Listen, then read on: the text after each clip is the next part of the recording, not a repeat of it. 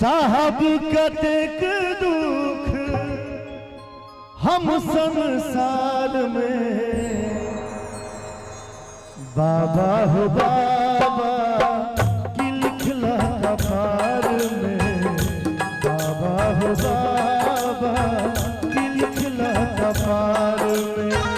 साहब कतेक दुख हम संसार में, साहब कतेक दुख हम संसार में, बाबा हो बाबा की लिखला कपार में, बाबा हो बाबा की लिखला कपार में। है डूब जेत दुनिया हमें नौरत धार में, डूब जेत दुनिया बाबा नरक धार में, बाबा हो बाबा की लिखला कपार में, बाबा हो बाबा की लिखला कपार में।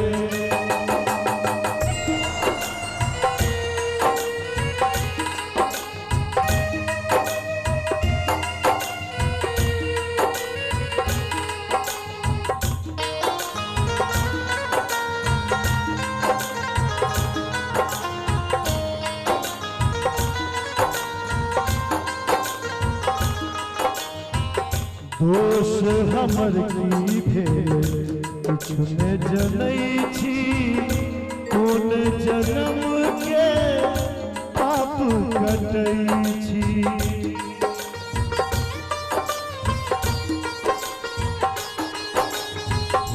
दोष हमर की भेले किछु न जनै छी, कोन जन्म के बाबा पाप कटे छी।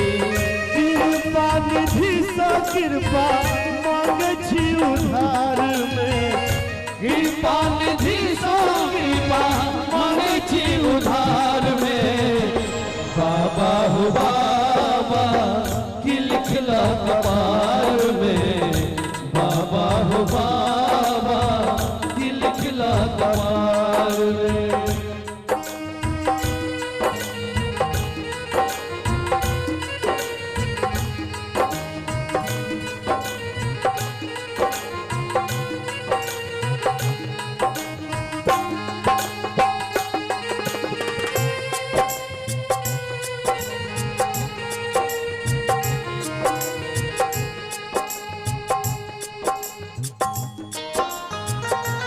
जो भाई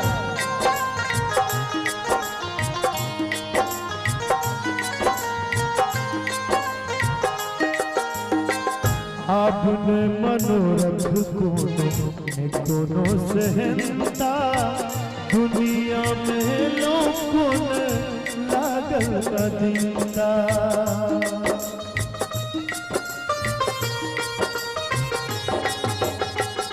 अपने मनोरथ कोनो सहनता, दुनिया में लोकुन लागल अधीनता।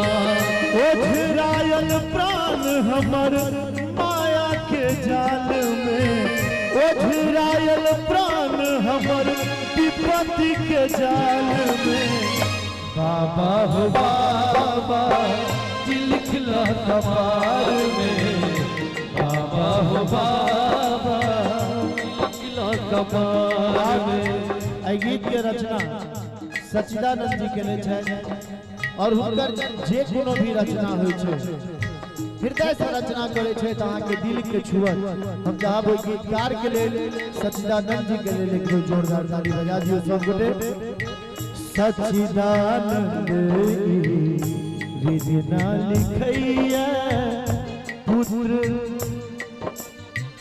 पुत्र अरविंद बाबा विनती गवैया।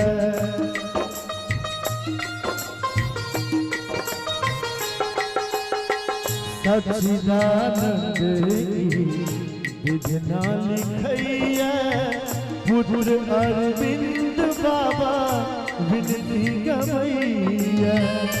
तेजब प्राण हम तोहर दरबार में, जब प्राण हम तोहर दरबार में। बाबा हो बाबा दिल खिला कपार में, बाबा हो बाबा दिल खिला कपार में। साहब कतेक दुख हम संसार में, साहब कतेक दुख हम संसार में। बाबा हो बाबा दिल खिला कपार में, बाबा हो बाबा